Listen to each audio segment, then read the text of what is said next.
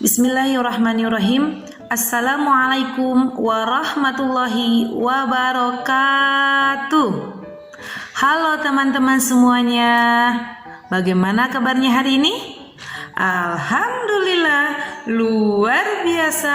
Tetap semangat, tetap soleh, tetap pintar. Allahu Akbar. Baik, alhamdulillah teman-teman semuanya yang ada di rumah, mudah-mudahan dalam keadaan sehat walafiat dan mendapatkan pertolongan dan perlindungan dari Allah Subhanahu wa taala. Baik teman-teman, alhamdulillah pada pertemuan kali ini, pertemuan awal di semester 2, mudah-mudahan kita semua mendapatkan keberkahan, dapat berjalan lancar di semester 2 ini meskipun pembelajaran hari ini masih dengan PJJ. Tapi jangan kalah semangat ya teman-teman semuanya, harus tetap semangat meskipun belajar di rumah, oke? Iya.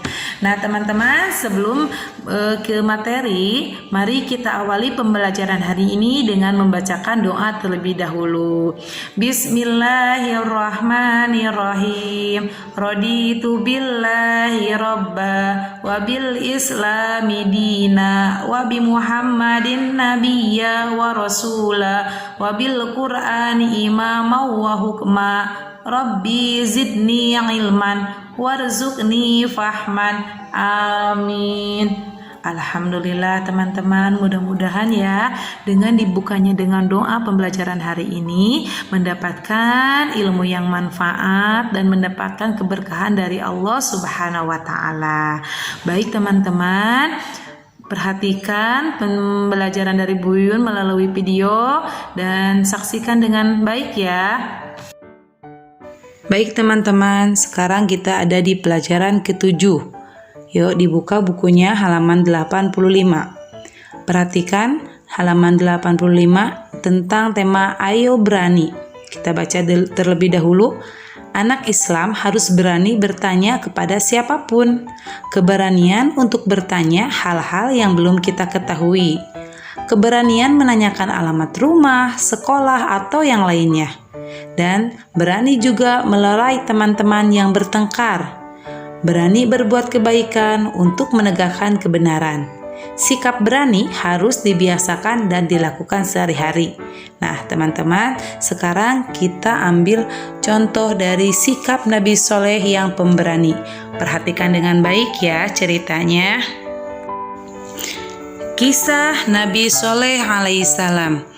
Nabi Soleh alaihissalam adalah keturunan dari Nabi Nuh alaihissalam. Nabi Soleh alaihissalam berasal dari keluarga miskin dan sederhana.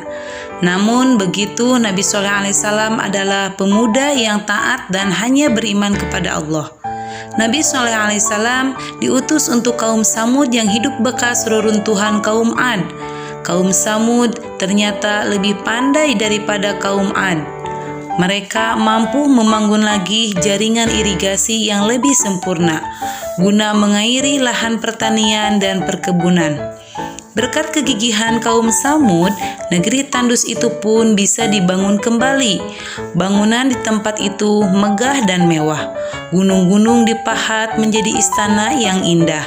Tanah di tempat itu yang subur pepohonan hijau dan buahnya lebat. Hasil panennya selalu melimpah ruah. Seluruh kaum Samud hidup sejahtera dan tercukupi. Namun keberhasilan itu justru membuat kaum Samud lalai dan sombong. Mereka tidak mau menyembah kepada Allah. Mereka menganggap rezeki yang mereka peroleh bukan karunia Allah, melainkan hasil usaha mereka sendiri. Oleh karena itulah Allah mengutus Nabi Soleh alaihissalam agar berdakwah untuk kaum Samud, agar kembali ke jalan yang benar. Nabi Soleh pun mulai berdakwah. Beliau mengajak kaum Samud untuk menyembah Allah.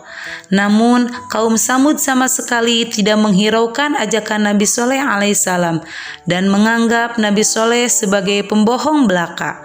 Kaum Samud lalu menuntut Nabi Soleh untuk mengeluarkan mukjizat. Menghadapi tuntutan itu, tidak ada jalan lain Nabi Soleh kecuali memohon kepada Allah agar memberikan mukjizat kepadanya. Allah lalu mengabulkan Nabi Soleh alaihissalam.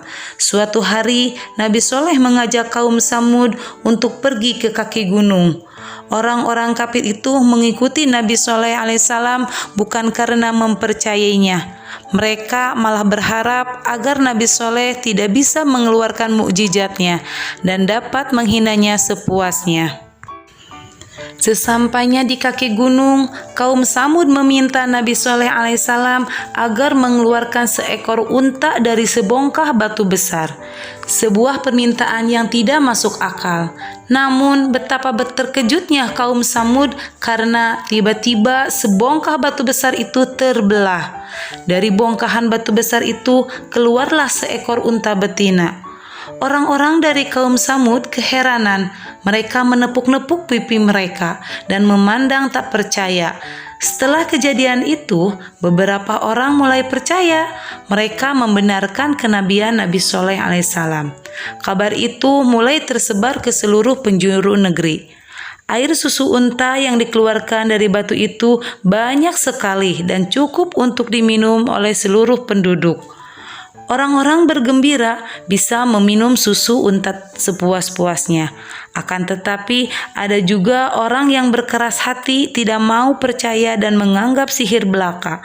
Orang-orang kafir yang tidak mau mempercayai Nabi Soleh kemudian memilih 9 algojo kejam yang selama ini sering menyakiti pengikut Nabi Soleh untuk membunuh unta tersebut. Melalui malaikat Jibril, Allah memberitahu rencana pembunuhan unta itu kepada Nabi Soleh.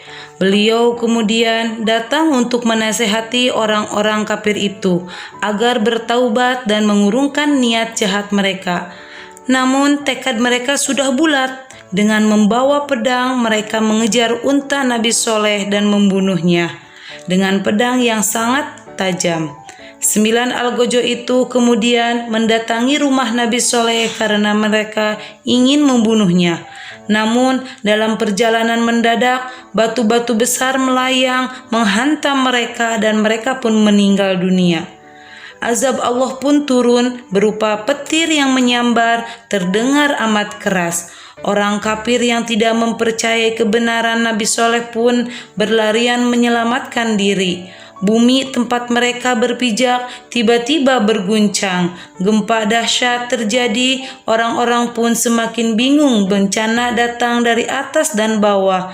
Akhirnya setelah azab itu diturunkan, semua kaum Samud binasa. Tak ada lagi yang tersisa kecuali 120 orang yang beriman kepada Allah Subhanahu wa taala dan mengikuti dakwah Nabi Soleh alaihissalam. Selanjutnya, Nabi Soleh membawa pengikutnya berhijrah ke Ramlah yang merupakan tempat di Palestina. Selanjutnya yaitu materi tentang rajin menuntut ilmu.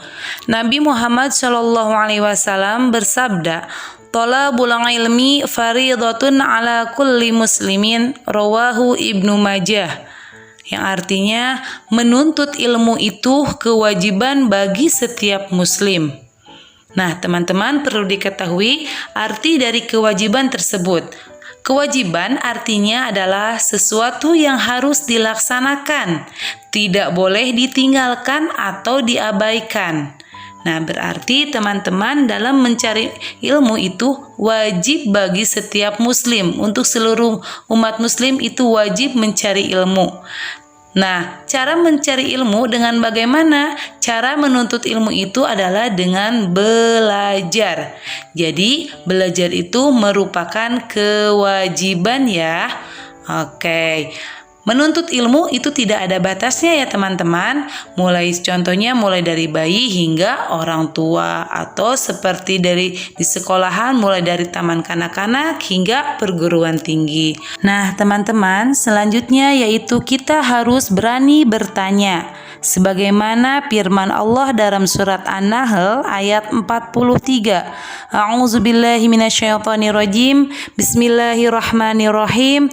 Fas'alu ahla zikri in kuntum la ta'lamun, yang artinya maka bertanyalah kepada orang yang mempunyai pengetahuan jika kamu tidak mengetahuinya. Firman Allah tersebut memerintahkan kita untuk bertanya kepada orang yang memiliki pengetahuan. Contohnya, apabila jika ibu dan bapak guru sedang menjelaskan pelajaran, maka dengarkanlah dengan baik. Jika kalian tidak paham dengan penjelasan bapak dan ibu guru di kelas, maka angkatlah tanganmu dan bertanyalah kepada bapak dan ibu guru sampai penjelasannya kalian pahami dan dimengerti. Dan jangan lupa dalam bertanya itu kalian harus sopan. Gunakan dengan bahasa yang santun, ucapkan dengan suara yang pelan tetapi jelas, dan sebelum bertanya kalian harus meminta izin terlebih dahulu.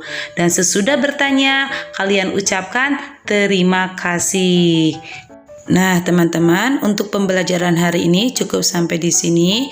Tugasnya yaitu kerjakan halaman 94 bagian A dan 95 bagian B.